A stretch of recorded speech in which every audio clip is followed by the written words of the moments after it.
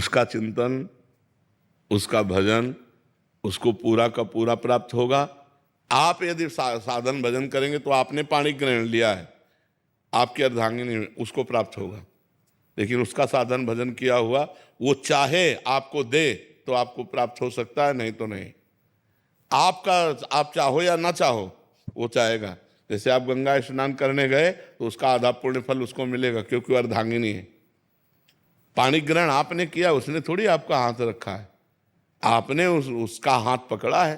तो पाणी ग्रहण किया है तो पति का किया हुआ धर्म पत्नी को मिलता है। लेकिन पत्नी जो स्वयं धर्म करती है वो चाहे तो पति को दे, नहीं तो स्वयं में वो परमात्मा प्राप्ति के लिए समर्थ हो सकती है। तो करना चाहिए आपको। पत्नी पूजा करती तो आप भी पूजा करो। भक्ति महाराज जी बहुत करते हैं, लेकिन भजन, आपका भजन सुनते हैं रात में नींद नहीं लगती है, 2-2 बज जाता है महाराज जी।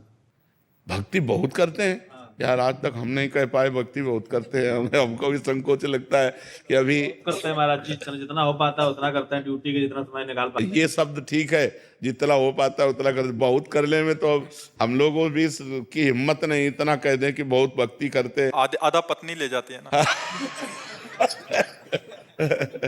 ना, खूब खूब नाम, भगवान का नाम जप करो। लेकिन रात में नींद नहीं लगती है महाराज जी।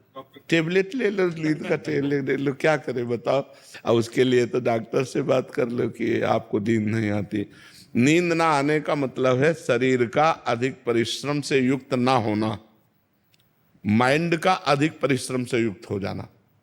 अगर शरीर का परिश्रम सही हो जाए और माइंड शांत रहे तो आराम से नींद आ जाए। अब शांत कैसे रहे? मनोराज्य यही सबका चलता रहता है। ये होने के बाद ऐसा हो जाएगा, इतना हो जाएगा, फिर ऐसे हो जाएगा, फिर ऐसा कर लेंगे, फिर वो भोग लेंगे, फिर कोई टेंशन वाली भी बात आ जाती है, प्रतिकूलता वाली। वही सब सोचते सोचते क्या होता है, मन अशांत हो जाता है। अशांत से कुतः सुखम, जो अशांत मन है उसमें सुख नहीं, सुख नहीं तो नींद कहाँ। तो शरीर उतना श्रमित नहीं होता जितना माइंड श्रमित हो जाता है। और माइंड को विश्राम दो और शरीर को श्रम से युक्त करो, तभी बात। और विश्राम भगवान के नाम रूप लीला धाम में मिलेगा।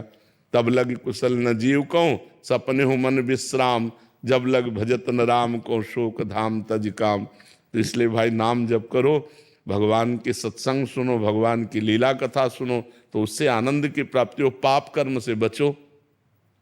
पाप कर्म जो जानते हो कि ये सब पाप कर्म है, उन पाप कर्मों से बचो।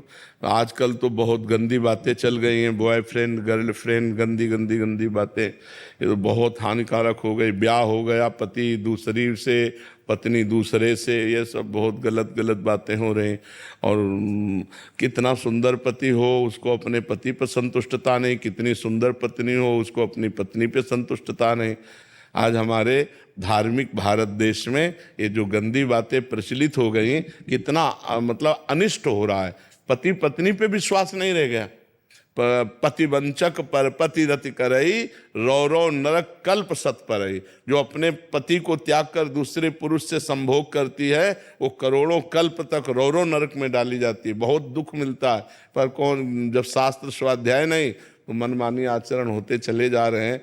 इसलिए पुरुष को भी चाहिए अपनी पत्नी के सिवा किसी की तरफ गंदी दृष्टि न करे, पत्नी को चाहिए अपने पति के सिवा किसी की तरफ गंदा भाव न रखे।